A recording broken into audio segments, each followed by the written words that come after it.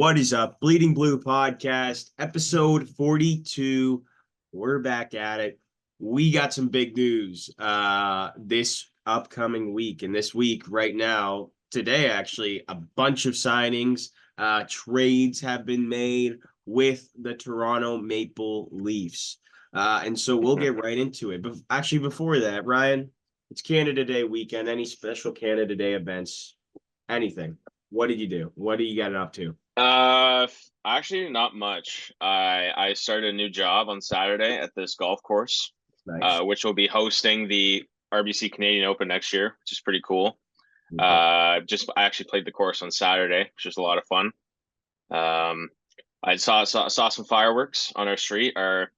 My buddy, he does like a Canada Day thing, and he brings all the people on the street and shit, and we get these like really like high grade fireworks, and we watched those. They were pretty cool. Nice. That was about it. Sunday I didn't really do much. Just relaxed. I was supposed to do some work in terms of like for our summer school course that me and you were taking, but obviously the people in our group are fucking idiots, so they don't know how to write a script. So hopefully they're not listening to this. Yeah. yeah, so hope we won't tell anyone in our class that we made a podcast, but yeah. So yeah, that was basically didn't do much this week, but just chill and enjoy some fireworks. How about yourself? Same thing basically. Got up to not too much, had some work, had some fun, had some drinks last night with the fellas. Just did some fireworks in the back. Fireworks there. If we're gonna do things that don't make sense, they're a bit overrated. And so much money for like 10 seconds of just explosions, and then you got to clean up this mess after. Yeah, it can be a bit of a pain. but what if you like? You What gotta about like Disney World fireworks or like those are Disneyland? great, but those are like fucking thousands of dollars, man. Those are like more probably. Those No, are the ones. Those are the ones that I saw this weekend because my buddy, he pays for like the industrial fireworks. Like he gets the good shit. that's a lot of Yeah, money.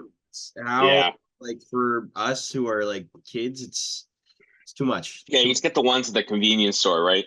You just get No, we went those. to like a Kaboom and got some like and like Yeah, those little not warehouse, like little I don't a shack that they have that yeah, yeah, you yeah. can go inside. But yeah, it was okay. It was fine. Okay. Anyway, let's move on though and talk about some Leafs signings. It has Yeah. happened. The big one, I think, or one of the bigger ones, Max Domi to 4 years. Hmm. With re-signing with the Leafs. I don't know if you saw his video that he posted of Jordan Belford and a face over of his face on Jordan Belford saying, "I'm not fucking leaving." Yeah. Kind of, I like that. And Tom Brady commented, "Let's go." Like, the fuck do they know each other? Yeah. But yeah, that's the thoughts. Let's hear it. I like the signing. I think they it's a good deal too. It's under 4 million a year. Yeah. Which I thought they'd sign him for more, but Wanted, I think 3.75 a year for was it 4 years? I think it's a great contract. that is it's a steal. It does mean that Bertuzzi is not going to be signed, and he actually today he just signed with the Blackhawks on a 4 year deal, 5.5 million, which is what we paid him last year. Good for him. He's going to play with good old Bedsy over there in Chicago, which should be a lot of fun for him. Just get him some more physical players on his team. But yeah, I'm glad we got one of the two, which is good. Some other signings here. Liljegren re-signed with the Leafs. I think it was a 2 year deal, 3 million AAV, which is I'm not a big fan of it.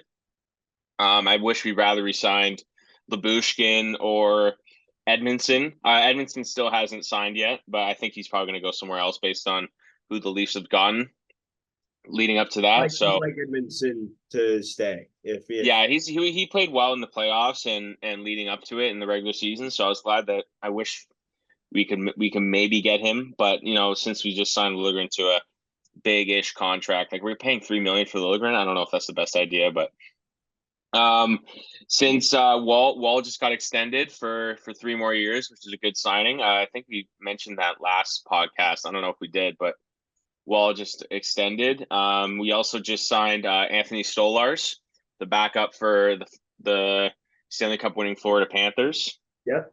2 years, 2.5 million. I think that's pretty good. He's a good player. He's a good goalie. Hey man, if that team's gotta if just take whatever they're given, man, or they're giving to us, and when it comes to the Florida Panthers, because they're a great team, Stanley Cup champions, can't really be any better than that. Yeah. So yeah, no, I like that signing too. I was a fan of that, and then Yeah, he was just looking at the stats here. He played 25 games last year. Actually, more than wait. Yeah, 25 games last year. Went 16, 7, and 2 in 27 appearances, 925 save percentage, and a 2.03 goals against average. that's So he's cool. a good goalie, man. He's a good goalie. For a backup, if Wall's injured, he's a great replacement for as a starter. So I'm happy with that signing. The Leafs also re-signed Matt Murray, who played not one game last year, but signed him for league minimum for 1 year. So I guess it's okay for a third string, just in case if there's some injured guys on the team. Some big signings we haven't mentioned. Obviously, the Leafs signed Mr. Chris Tanev from the Dallas Stars. That's the big man. it's for a guy who's 34 years old. I thought we would be signing him to something similar to Liljegren with a 3-year, 4-year deal since he's getting up there in age. But 6-year deal, $4.5 million a year. I don't know if that's the best contract for the guy. He's a great player though. Don't get me wrong. Great player. A player that the Leafs need, a right-handed defenseman who's physical. Something the Leafs need, which is important. But it's just the contract is not the best for the Leafs. The Leafs obviously have had trouble with these types of contracts with Marner and Tavares. Obviously, it's also a no-move clause, which is also an issue. So if the Leafs want to get rid of him in a couple of years, they can't unless Tanev's okay with it. So I don't know if that's the best idea, and we'll be paying him 4.5 every single year. So I don't know. And obviously, actually just happened a couple hours ago, another big defenseman, Oliver Ekman-Larsson, another good signing, just won the cup with the Panthers last week. 4-year deal. He's also up there in age. He's 32 years old, but that's a bit better than the Tanev contract. So we'll have him for until he's 36, which is okay for a defenseman. 4 years, $3.5 million a year, a bit better in money also. But the only problem is when they're both 36 years old, they're going to be getting paid $8 million combined. Yeah. For the cap. So the thing is, though, the cap always moves up in every year. So that's not the worst thing in the world. But Oliver Ekman-Larsson, I think it's a good signing. Left-handed defenseman, big guy, physical, can score you points. Had 30 points last year with the Panthers, and maybe potentially could be on the second power play. Morgan Riley will probably stay on the first one, but I think Ekman-Larsson is a great signing. I like it a lot. I think it's great. Yeah. What are your thoughts on these two signings, Tanev and Ekman-Larsson? For Tanev, I thought that was a long contract. I totally thought Stamkos was gonna possibly come up Leafs, and I was surprised that he signed with the Predators, man, on a 4-year deal. That's a lot, man. That's the Predators are going in this offseason, dude. They signed Jonathan Marchessault to a nice contract. They signed Brady Shea, one of the best right-hand defensemen in the league, to a nice contract. They re-signed UC Saros, so they're set on goalies. They obviously have Roman Josi, who they signed to a big contract last year. They're going in, man. Nashville's going in right now. They obviously have Phil Forsberg. They got a good team. They're looking good for next year, man. Good for them, though. Honestly, But Stamkos, I was totally surprised by that sign. Mm-hmm. Interesting. And Jake Gensel, I guess that was kind of the deal, knowing that Stamkos was leaving, they'll sign him.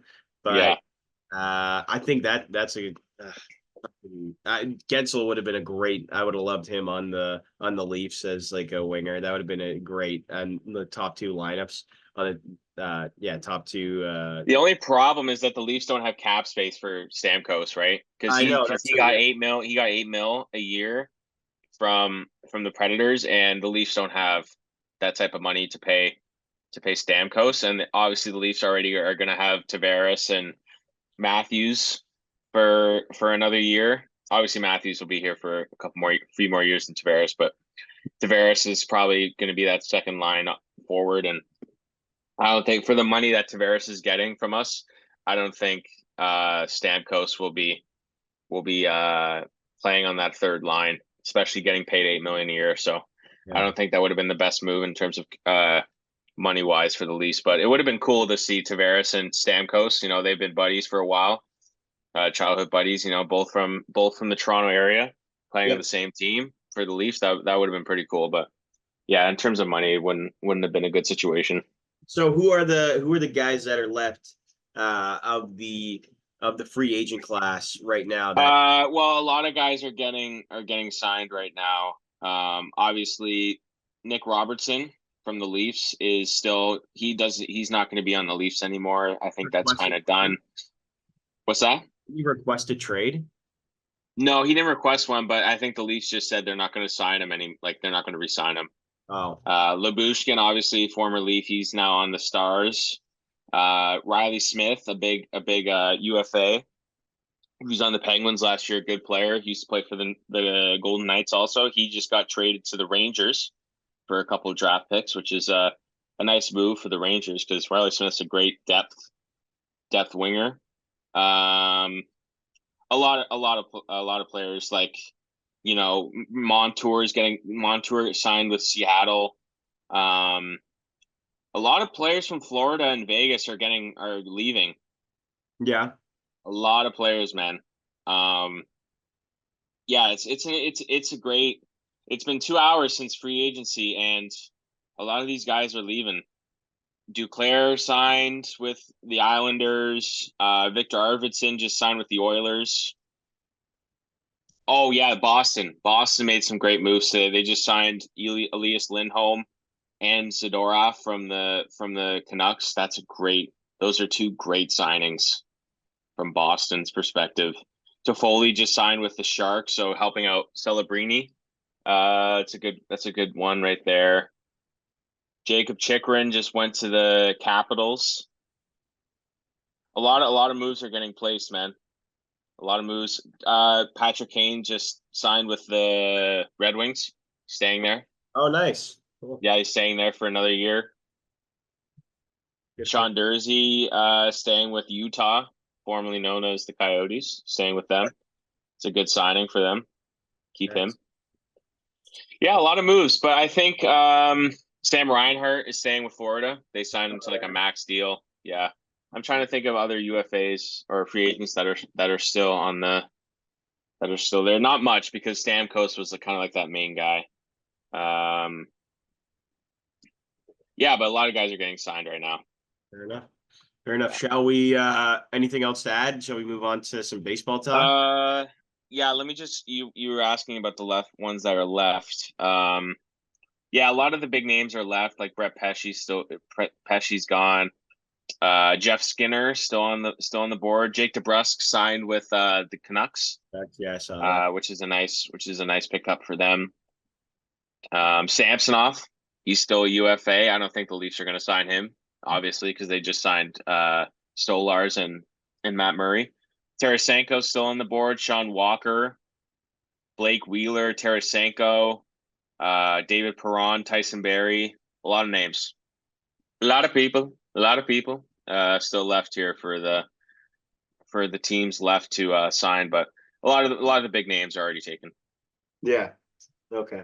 Let's move on to some Jays talk, though. Let's move on to some Jays talk. The Jays, they go 2-2 against the Yankees. The very, very down in the dumps Yankees right now. They have been lacking in the last little bit, especially a team that has 50 wins.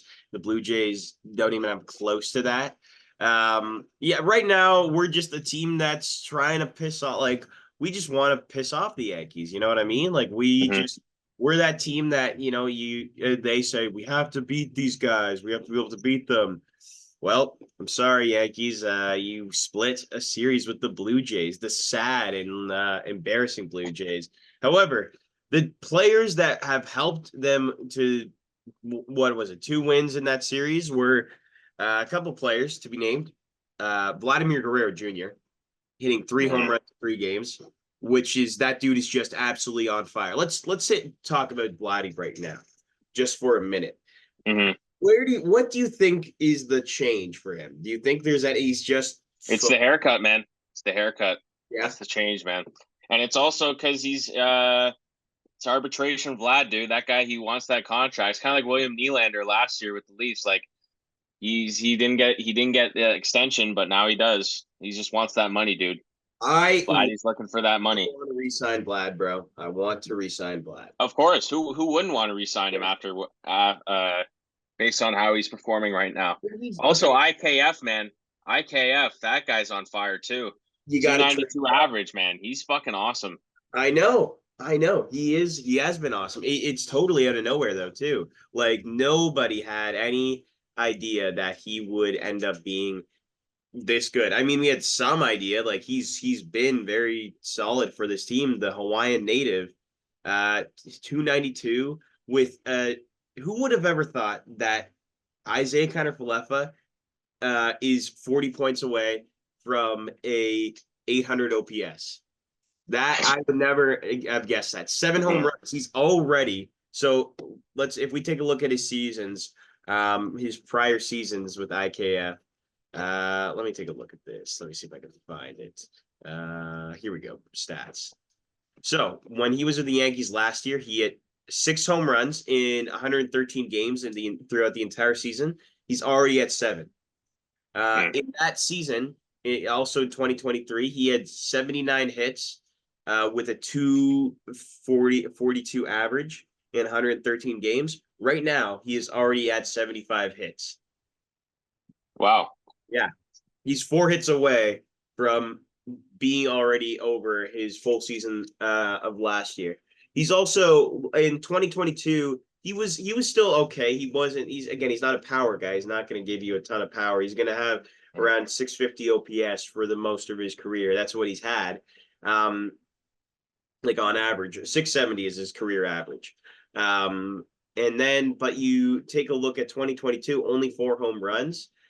I don't know where this power stroke is coming out of. He's almost at his career high for a season, which is 8. And he's at 7 right now. Wow. So, I mean, good for this man. Good for this guy, Isaiah Kiner-Falefa. He's been awesome for the Jays. Mm-hmm. And that I like that, that trade would look very, very nice for some very good team like the Dodgers. So, yeah, I think. Yeah. Thing is, it's a good. I love him, man. I love watching IKF right now. Yeah, right now he's good. Yeah. Especially with Bo Bichette slacking. Only hitting 234 when he should be, playing a bit better than he's expected to be. Yeah. So, but yeah, Vlad and IKF are those mans right now, and it makes total sense because right now on the list they are on the top war for this team. It's IKF, Vladdy, then Dalton Varsho who are the top 3 right now. So and Vladdy, IKF with the 3.1 WAR, wins above replacement. Vladdy with the 2.6. So can't say enough about him. George Springer's also started, as we talked about the first game of the Yankee series last podcast. And right now, 250 in average, it's getting up there. He's starting to see some more stuff out of George Springer, but yeah, no, I'm liking what I'm seeing from Springsies, and let's just hope it continues, man. That's all I want. I know the season, I'm not really have any belief that it's going to turn around and they're gonna start winning a lot of games, but I just want to see some. If I get to see Vladdy have an awesome season and play in the All-Star game and go to the go in the home run derby and win that or something. I'd love to see that because we know he's absolute tanks, and we know, and when he does, he fucking does, bro. So Yeah. yeah, and if we, We gotta hope. We gotta vote for him, dude. We gotta vote I've for been Vladdy in the voting All for him. Star game. I've been voting for him. Yeah, fuck Ryan Mountcastle, bro. Bro, and Vladdy is better than him in almost every stat category. Yeah. Let's take a look at that because that's ridiculous. Yeah, fuck Ryan Mountcastle, bro. I'm gonna look up Ryan Mountcastle stats right now so we can compare. I'm gonna compare it right now. I'm gonna compare it. I got it up right now. Okay. That's career. Sorry. That's Okay, so Ryan Mountcastle right now has a two, or his average this year stats. Here we go. He is hitting 273 right now. Vladdy is hitting 297. Ryan Mountcastle has 11 home runs. Vladdy has 13. Vladdy has an 845 OPS. Ryan Mountcastle has a 777. Yeah, Vladdy has every single stat. Vlad is better than Ryan Mountcastle this year, except stolen bases. They're tied in stolen bases. That's sad at that point. Like every single stat, Vlad is better than him. Yeah, Vladdy home runs, RBIs, batting Vladdy average, on base percentage, slugging percentage, OPS. He's better in every single stat. So I don't see the reason why Ryan Mountcastle is the. It's because it's the Orioles, right? Because they're having a good year and the Jays suck. So that's definitely why. Fair enough. Yeah, they are. Yeah, more plate appearances. I guess because there's more. He has more plate appearances and more hits. But it doesn't matter, dude. Give me Vladdy all day over Ryan Mountcastle. I'm sorry, especially right now, and how both guys are playing. Yeah. What I find funny about this team now is all of a sudden they're winning games by like scoring a shit ton of runs, like 9 runs in 2 of the games, and then 5 runs the second game where they lost 16-5, which was crazy. And if we want to talk about that game, though, that was an interesting one, especially watching our guy, former Blue Jay Marcus Stroman on the mound, man. Yeah. That was interesting. Getting all upset with Gleyber Torres, yelling, that's ridiculous, bro. That guy needs to shut the fuck up once in a while. He's so annoying. He is so annoying. He's a bum. I'm not a fan of Marcus Stroman. I don't think really anyone is because he's just always the guy that is making the comment on Twitter, and just trying to I don't know. He's just an idiot. He's just an idiot, and I can't again. Showing up your teammates like that and yelling because he didn't turn the double play, and Vladdy's beating out double play balls, which is pretty funny. But yeah, that's rough, man. You can't be doing that to your teammates. But we did get blown out though, 16-5. It was tough, but it was really funny to see them all all the Yankees what is on Twitter? Oh my god, this is the worst. I hate this team. I can't stand them. Yeah. Even though they're winning the division. We're in first place. No, we're in second place now. A game and a half behind. Yeah. Stop complaining. Being a Blue Jays fan right now. Imagine being an Athletics fan right now. I'd love to switch lives with a Yankee fan in terms of where we're at. The biggest in the standings. I know. I told you, man. New York media and their fans is another level. Terrible people. Another level. Yeah. It's crazy. Blue Jays Twitter it's Blue Jays Twitter. It can be fucked. That's for every team. You're right, though. That's what I was gonna say. Yeah, it's for every team, but Yankees especially. Yankees and New York sports, like the Jets and the Giants, NFL. It's another level, man. The fucking complaining, and the Giants especially because they've won 4 Super Bowls, and they're complaining how bad their team is. Who gives a shit? You won a Super Bowl 10 years ago. And there's teams that have never won one. And you're fucking complaining. It's so stupid, man. I know. So fucking dumb. Yeah.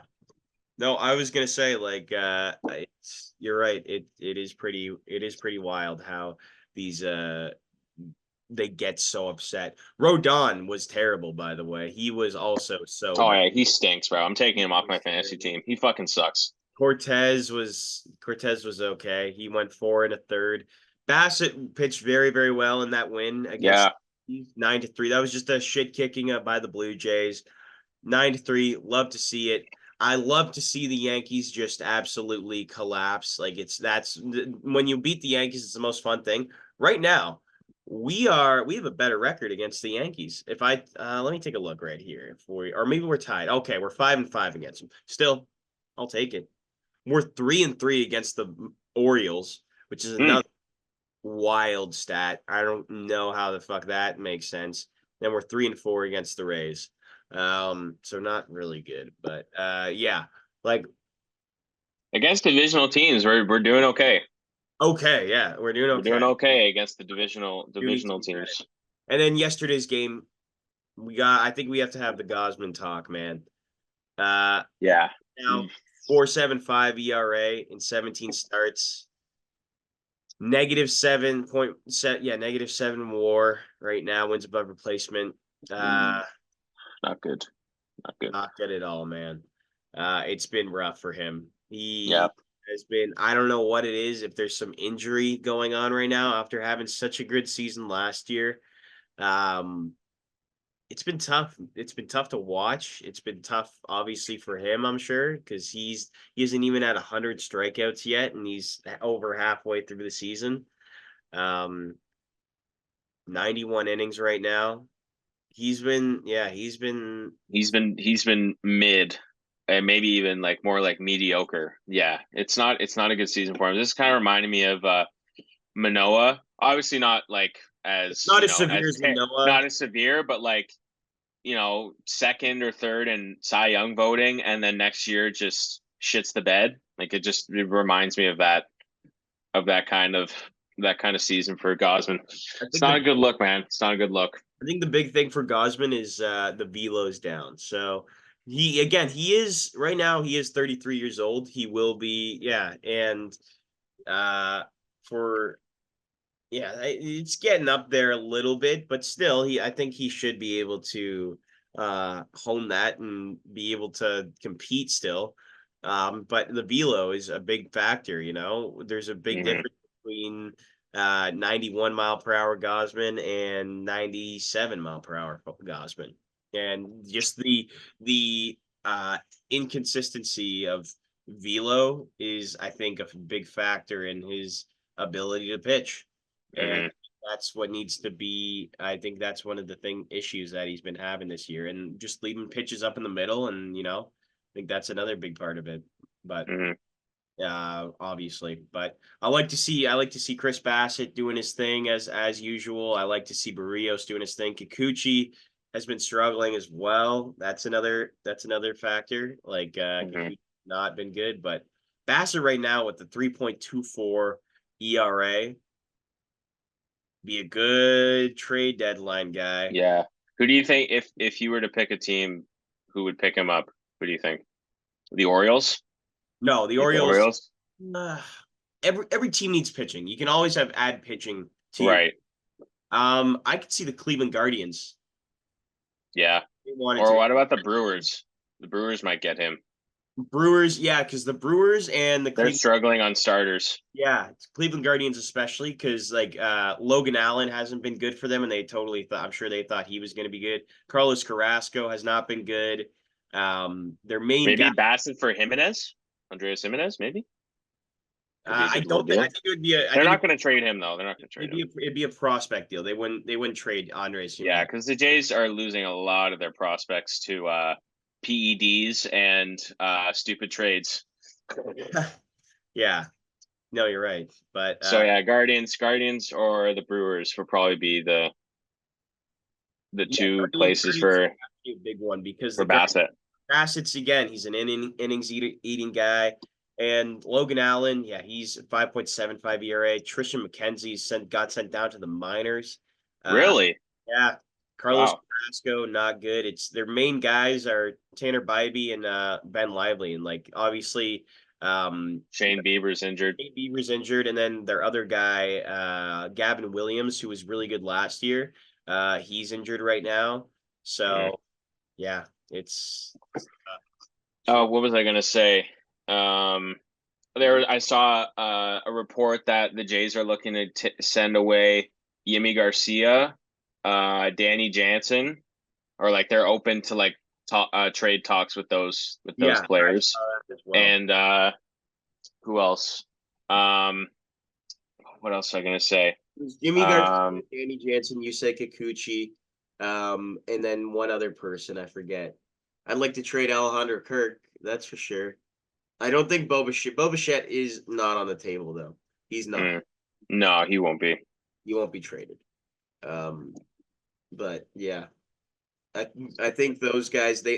Ross Atkins came out and said he believes in those guys. He doesn't want them to be traded. There's no reason to trade them. So yeah. Yeah. All right. So it was okay. It was an okay series for the Jays here.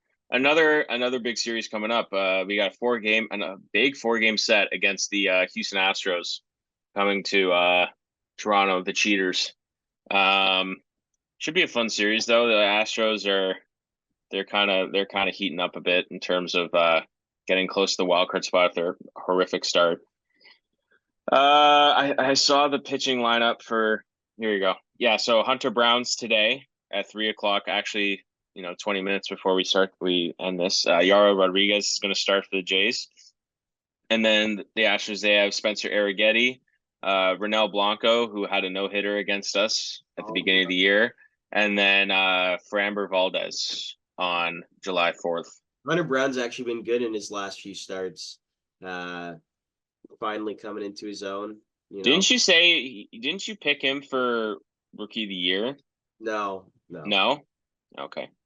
No, you said he was a good I remember it was fantasy. You said he'd be a good like a sleeper pick for fantasy.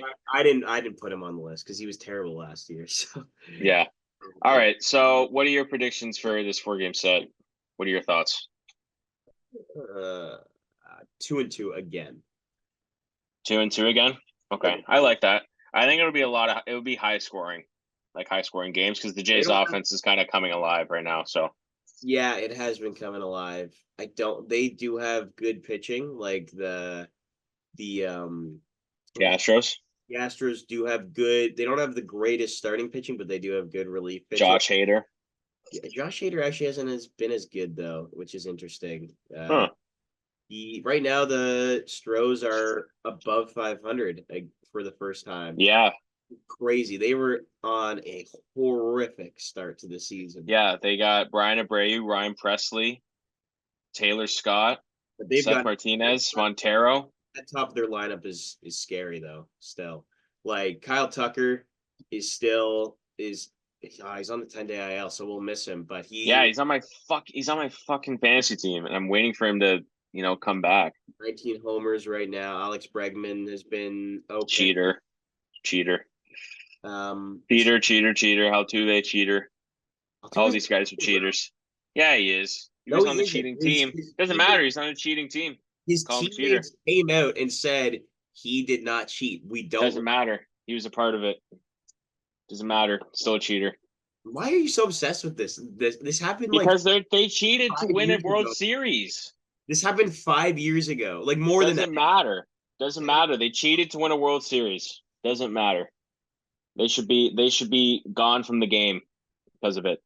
Like Altuve shouldn't be playing in the No.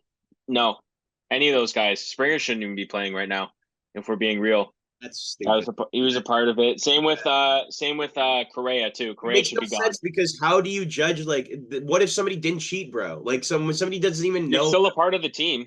You're still part of the team. They don't even know that it's going on. They doesn't matter. Doesn't matter. Still part of it. That makes literally zero sense.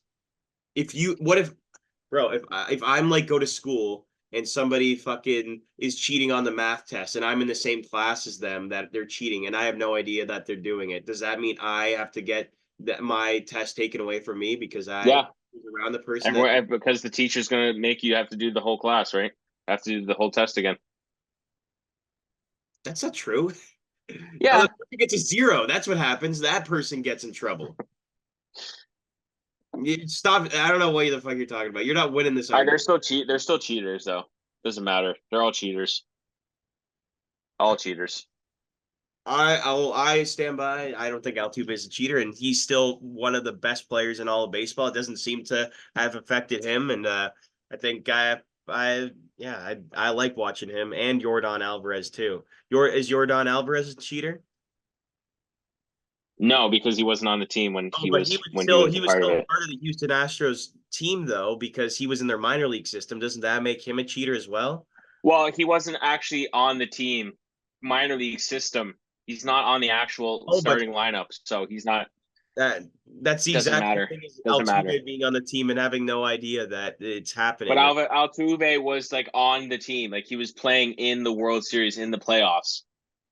Yordan Alvarez wasn't. He was part of the minor league system. I think the only people that can be mad are the people that are fans of the Dodgers, Yankees, or I think the Rays. Who'd they face in the ALDS in 2017? I forget who it was.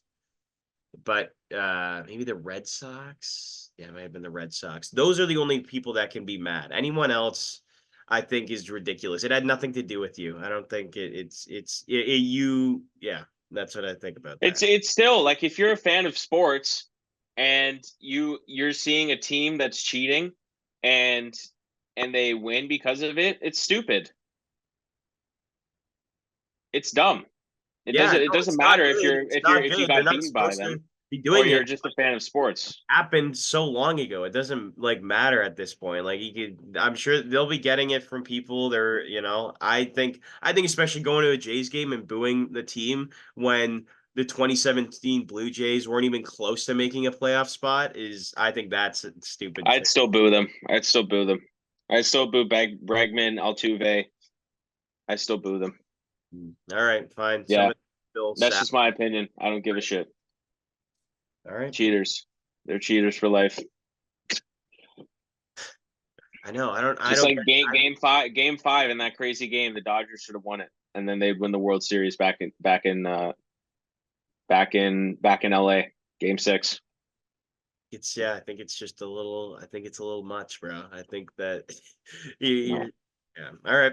Anyway, we'll go 2-2 against them. Okay, all right. I'll go 2-2 also. Kind of the same kind of vibe as the Yankee series. They'll just go back and forth Yeah. on wins. It won't be like two wins and then two because the Jays can't win 2 games in a row.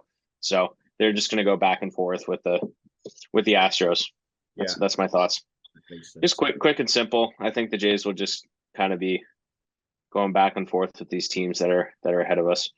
All right.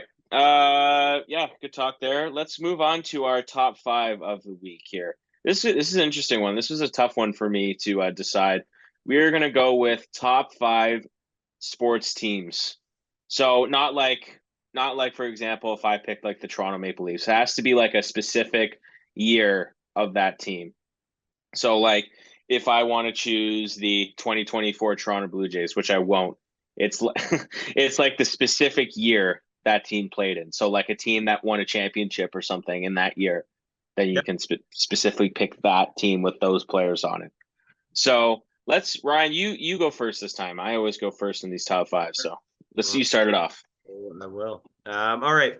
I'm gonna go with for number 5. I felt like this is a little bit biased, but this was a great team. One ended up winning the World Series, but I think this team is also it's stacked with just some incredible players on it. The 1993 Toronto Blue Jays. I was debating between the 1992 and Toronto Blue Jays, but I think the 1993 Toronto Blue Jays just have some career year players. They got John Allred on their team, Paul Molitor in the 1993 Blue Jays. They ended up winning 95 games and winning the World Series. Mm-hmm. And they also had Devon White, Robbie Alomar, Juan Guzman, Pat Hentgen, Tony Fernandez was on that team too. Mm-hmm. Yeah, a very, very good team. Joe Yeah. Carter. It was a special team right there. Yeah. Molitor was great. I think what did what did he place again? He might have placed I think like second or third in MVP. MVP. Yeah. And also John Elrod had a 363 batting average that year. Holy shit. Yeah. Wow. Yeah. And he was so good. Yeah, he was awesome at first base. So he's also and he walked a shit ton as well. He had a above 1,000 OPS while only being at 24 home runs, which is an interesting. Wow. And he also got Robbie Alomar hitting 326 that year. Tony Fernandez hitting 306. Paul Molitor hit 332, and then Joe Carter with the little power in the back. Ricky Henderson at the trade deadline. Great team, great top four, scary top four. And then you got Devon White as your incredible center fielder, Gold Glove center fielder, in with a 273 average, 15 homers, and an OPS plus of 108. Dude, and Vladdy is hitting 290, and he's our best hitter. And you got these guys hitting. There's like 5 guys on this team hitting over 300. Yeah. Well, again, it's pretty crazy how baseball has changed. Obviously, yeah, but it's just a funny comparison. In that year, think of the Blue Jays had the best attendance in all of baseball. Oh shit! No way. And they had their attendance record. They had 4 million people, over 4 million people go to the game. And for context and for comparison, this year, or 2023, so 30 years later, third, and they had 3 million people. Yeah, 3 million. So it just goes. That's how good. Yeah, if you're a good team in Toronto, you got people going to the games. Exactly. 2016 was another year where they were like that as well, where they had over 3,392. Right. Wow. Next team on the list. I hate to do this because I hate this team more than I hate. I don't know, more than I hate black olives on pizza. 2009 Yankees were disgusting. They were they had so the story goes 2008 terrible season for the Yankees. They were just horrible. They ended up going 89 and 73 and didn't even make the playoffs. So they were upset. So they were like, let's just fucking sign everybody we can and do this thing. So they got they got Joe Girardi as their I think their new, I don't know if he was new head coach, but he was new in 2007. I think he got hired, 8 or something like that. So Joe Girardi becomes a new manager, and so they go out and sign Mark Teixeira, Nick Swisher, AJ Burnett, and I forget who else. Maybe it was Melky Cabrera. Could have been Johnny Damon too. Melky Cabrera, Jay's legend. Yeah, and it wasn't Johnny Damon, but Melky Cabrera was on their team, and their players just ended up having career years as well. So you got a couple of guys on this team that are absolutely insane, and almost everyone on this team had an 800 OPS, above 800 OPS. Other than the only player that didn't was Melky Cabrera with a 752, and he wasn't a power guy, still hit 274. And on this good team though. Good team. Jorge Posada, 285 average. Mark Teixeira, 292. Robbie Cano, 320. Derek Jeter, 334. A-Rod, 286. Johnny Damon, 282. Melky Cabrera, 274. And Nick Swisher with 249. And he was a right fielder, and he hit 29 home runs. And then Hideki Matsui with 28 home runs. Oh, yeah. So pretty insane. My boy right there. It's got Brett Gardner. It's your defensive replacement out there, 270 average, another good player. And then you go to their pitching staff. Obviously, you got Mariano Rivera, 44 saves, 1.76 ERA. CC Sabathia, AJ Burnett, Andy Pettit, Joba Chamberlain, all starters that went above the 30 starts. Sabathia with 230 innings that year. Just wild. Good team. Great team. 103 and 59 they went. So a very, very good, very good team. Yeah. So I don't even know what to say. Like they were very, very good, and that's all I have to say about that. Series. Yeah. Number 3. You might be confused by this one. You might not get this one. It could be questionable to you. but I'm going with the 2009-10 Chicago Blackhawks. I always think of this team. I remember this. Yeah. Remember No, how you're I right. remember how You're good right. they were. They won the Stanley Cup. Can't really be much better than that, man. And winning the Stanley Cup, they were just a powerhouse. They had such a good team, such a good lineup, so much depth too. Hmm. Like I remember watching like some documentary on that team, and it was like, yeah, like they're just like going through. Dustin Bufflin was the best, like one of our best defensemen, just an absolute dog out there. Then Hmm. they're like Marion Hosa too, and then Duncan Keith as well, and then Yeah. and Patrick Sharp and Patrick Kane and Jonathan Taves, and that's basically the list for that. They had Antti Niemi in net. Yeah, That guy was nasty back in the day, man. yeah, Antti Niemi was that boy.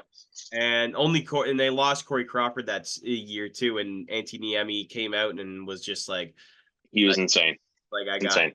I got this. So yeah, but it was Patty Kane, Duncan Keith, Johnny Taves. They're all in their prime at this point.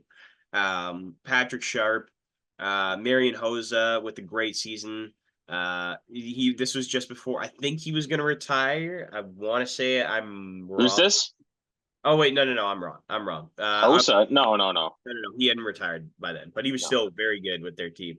Uh, Chris Versteeg, and then you got for your D line, maybe one of the best defensemen of all time, and Dustin Bufflin, like just insane. Like I don't know about all time, but he was a good player.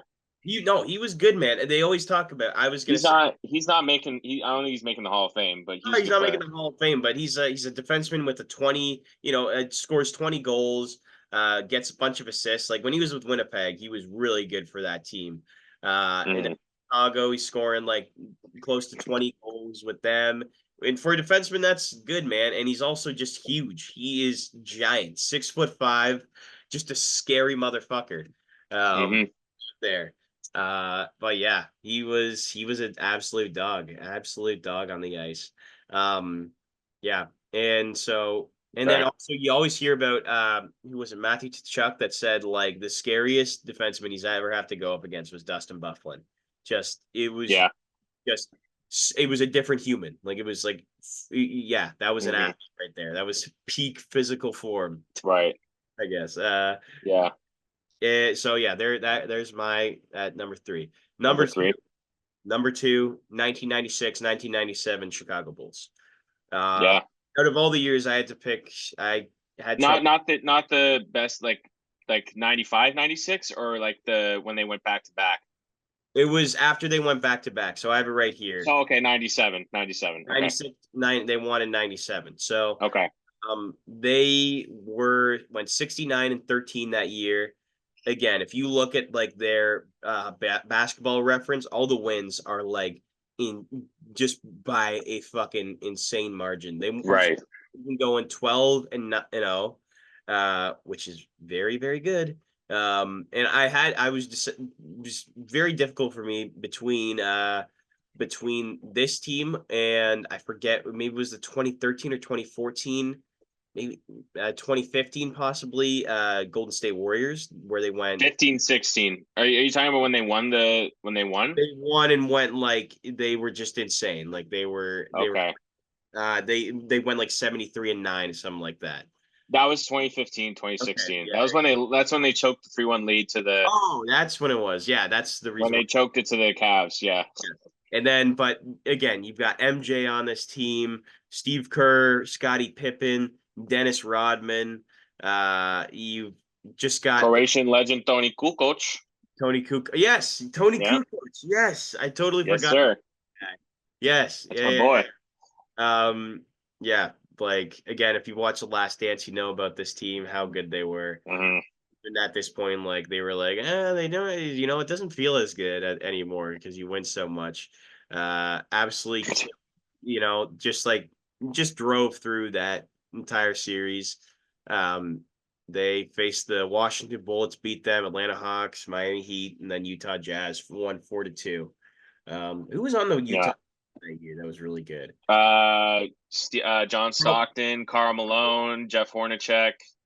Yeah, They had a good team, man. I'm surprised they didn't win a championship. yeah. Any other era, I think they win they win Larry O'Brien, but just because they were playing against the Bulls, Bulls were pretty just much better than them. again, and then so for my number one pick, I got one of the probably top 5 greatest baseball teams of all time. Like, they were unstoppable, had one of the greatest offenses of all time. They're up there with just nothing more I could say, and that is the 2018 Boston Red Sox. Ended up winning the World Series that year. And you're a Jays fan. Huh? Damn it. And you're a Jays fan. Dude, Jesus. think about this. You got so you on this team, you've got I know. I Xander remember the team, man. Bogaerts, I Rafi remember that team. Devers, Andrew Benintendi, Jackie Bradley Jr., Mookie Betts, who hit 346 that year, MVP winner, JD Martinez with 43 home runs and hit 330 that year. Just absolutely insane. Everyone had great seasons. They went 108 and 54 that year. Yeah. Ridiculous. Only lost 3 games in the playoffs. Yeah, I know. Beat the cheating Astros, beat the Yankees, and the Dodgers, like the 3 big dogs that year. So, and they went 4-1 against the Dodgers, 4-1 against the Astros, 3-1 against the Yankees. Dude, Mookie Betts had a 10.7 WAR. That is wild. That is wild. That is pretty in crazy. 1 year. Yeah, they had Mitch Moreland on their team again, who is their first baseman, solid there. Xander Bogaerts, great shortstop. Rafi Devers again, coming a rookie at this point, just came up in the league the year prior. And then Andrew Benintendi had a career year, hit 290. One of the greatest offenses of all time. Rick Porcello, David Price, Chris Sale, Eduardo Rodriguez, and Nate Eovaldi. Just great starting pitching. Yeah. And then you got Craig Kimbrell in the back, and Joe Kelly, Hector Velasquez, Matt Barnes, and Heath Hembry. So as like your main guys. Yeah. Mayza was great for them too. Yeah. Just very, very good team. Scary. Yeah. Yeah. What is your honorable mention? I was gonna say football team, but I couldn't come up with the name. But it would have been the year that the Kansas City won with when they had Tyreek Hill on their team. 2019 Chiefs. Okay. Yeah, that was a good team. Yeah. They were pretty dominant that year. Yeah. So I would that you want to talk about offenses. Oh boy, that was like that's like one of the best offenses of all time. Yeah, I know. That's why I said that, because like Mahomes didn't win MVP that year. That was Lamar Jackson won that year. But like, I think the 2018 Chiefs were better. But they just lost to Brady in the AFC Championship. But yeah, in terms of offense, that team is ridiculous. Yeah. So that's for the okay. And they beat the 49ers, who had one of the best defenses that year too in the Super Bowl. That was good. That was yeah. All right. Yeah, good list, man. Good list. All right. So I'm gonna go with mine now. I'll start with my honorable mention. A couple of these teams actually. Yeah. Okay. This team didn't win anything, but it just has a special place in my heart. The 2021 Buffalo Bills. If that game against the Chiefs in the divisional round when they lost in overtime broke my heart. But I think if they win that game, if they don't just fuck up on defense and play prevent defense for 13 seconds, I think they go on to win the Super Bowl. I think they beat the Rams, and they beat the Bengals at home in the AFC Championship game. I think that team was that was one of the best offensive teams I have ever seen. Josh Allen in the playoffs, in the first game against the Patriots in game 1 of the playoffs in the wild card round, they didn't go one drive without punting or kicking a field goal. Every drive that they had on offense, they scored a touchdown. That's how good that fucking team was. So how fun was that team? That's how, oh my God, that game, watching them beat the Patriots' asses was like, it was like, oh my God, it was like Christmas morning. It was fucking awesome. I was like, I had so much fun watching that game. All Yeah. the years of pain and suffering against the Patriots, beating them in the playoffs. Oh my God, it was fucking awesome. I was so happy watching that game. And then obviously, like I mentioned, the Chiefs game was heartbreaking, but it was still like one of the most fun games I've ever watched. Just back and forth action, no rarely any punts, defensive stops. It was a lot of fun. The regular season though, the Bills had, it wasn't the best. They went 11-6. They won the division, but they just wasn't the best season in terms of like, record and stuff. But Josh Allen that year was a fucking different beast, man. He was unreal. So I got to give him an honorable mention. How about in 2022 though, man? Like that 13 and No, that yeah, in terms of regular season, yes, but the playoffs they just disappointed. Like yeah. they barely beat the Dolphins, who had a third string quarterback, and they should have destroyed them in the first round, and then they got pummeled by Cincinnati in Yeah. the divisional round. And I saw that game live, and it was not a fun watch. So I didn't include them, but I just meant like like offensive power in that 2021 team. It was ridiculous how good that team was. If they won that game against the Chiefs, they win the World Series. They win the not World Series, the Super Bowl. Yeah. But yeah, so give me them as my honorable mention. At number 5, I have the same one as you. 1993 Toronto Blue Jays. Unfortunately, I wasn't able to watch them because I was not even thought of yet. But I'm just looking back at these stats and the players, like you mentioned, Roberto Alomar, John Olerud, Paul Molitor, like you said, Ricky Henderson. They picked up at the deadline. Pitching was great too. You mentioned Tony Fernandez. Wasn't a pitcher. Tom. I know. I'm just saying. You mentioned the pitching. Tom Hankey, obviously, great closer. Just a great team all around, man. Joe Carter hitting the winning home run to send them to the World Series, win the World Series. I think that put that over the edge, in terms of teams over the '92 team. So I put them at 5.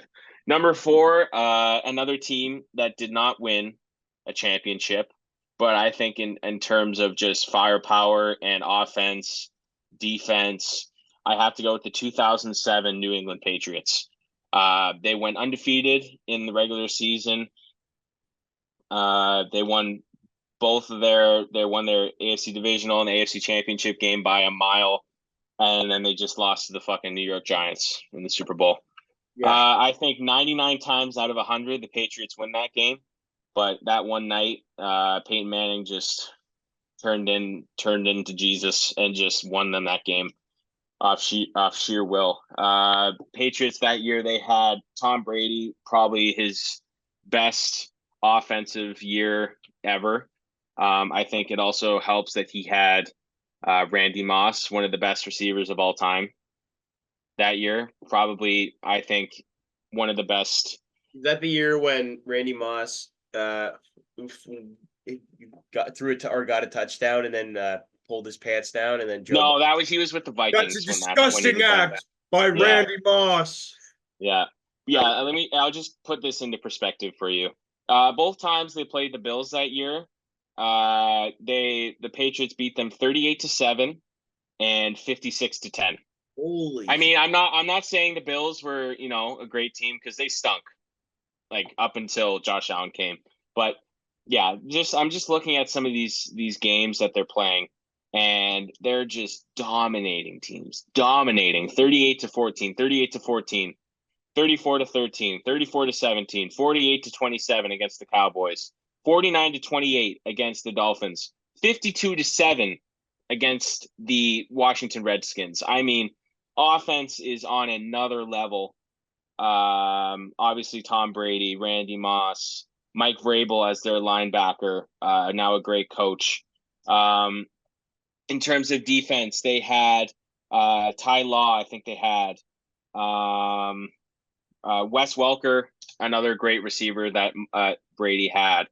Asante Samuel, one of the great free safeties of all time. on the defensive back. Like just unreal names on this team. Yeah, just unbelievable. Unbelievable. Asante Samuel, Junior Seau, one of the best free safeties of all time. James Sanders, Rodney Harrison, one of the best safeties of all time. Just unbelievable team. Unbelievable team. It's too bad they lost the Super Bowl. As much as I hate the Patriots, I have to include them. At number 3, I have the 2014 Canada national hockey team that won the gold. I mean, 2010 and 2014 are just brings back so many memories. I can name off the whole roster, and it's like they're all in the fucking Hockey Hall of Fame right now, or they will be. Let's see. Here you go, Canada. Matt Duchene. I didn't even remember him being on that team. Patrick Sharp, Patrick Marleau, Chris Kunitz, Ryan Getzlaff, Jonathan Toews, John Tavares, Jamie Benn, Corey Perry, Martin St. Louis, Bergeron, Rick Nash, Jeff Carter, Crosby, Keith, Pam Hughes, Shea Weber, Drew Doughty, Bouwmeester, Pietrangelo, Vlasic, PK Subban, and their goalies, Luongo and Carey Price. I mean, come on.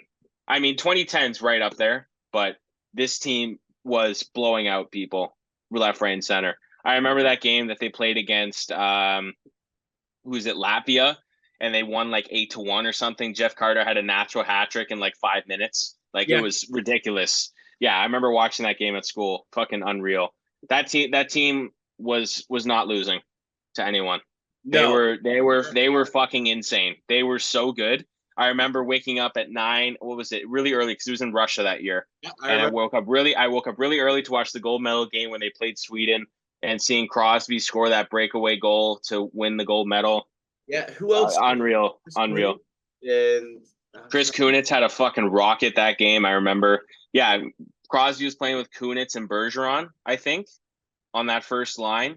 Just unreal. Like the fourth line is like a first line in any NHL team that year. I can't remember who was playing with who, but I think it was like Duchene was with Tavares, and I don't know. I'm trying to look at this team, but yeah, unreal team.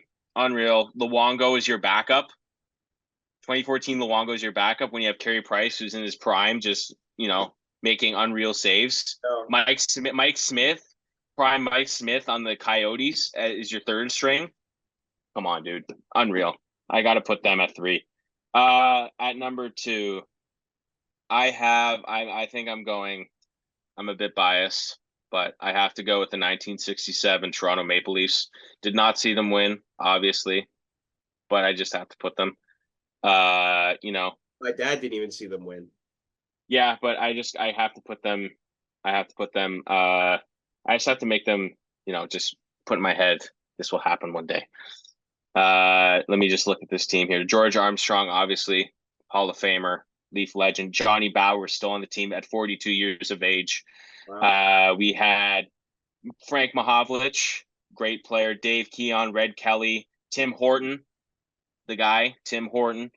Let me look at some other names here. Brian Conacher, all Canadian, by the way. All these guys on the team were Canadian, which is pretty funny. Eddie Shack, just legends, man. Absolute legends on this team. Not high scoring for the team. Dave Keon led the team with 52 points in 66 games, but they were just those guys, man. They were just the guys who led the team. Did the business. Terry Sawchuk was even on the team, an absolute legend. He was like the goalies they had. Terry Sawchuk and Johnny Bauer as your 10D duo, unreal little matchup they had. Jim Pappin with 15 points in 12 games in the playoffs, which is pretty sick. Yeah, I think I just picked this team purely off hope, and hopefully the Leafs can match this energy the Leafs had.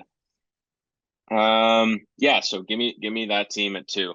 And number 1, I think undoubtedly is the best team ever assembled, ever, like, just in terms of stars and firepower and defense and coaching.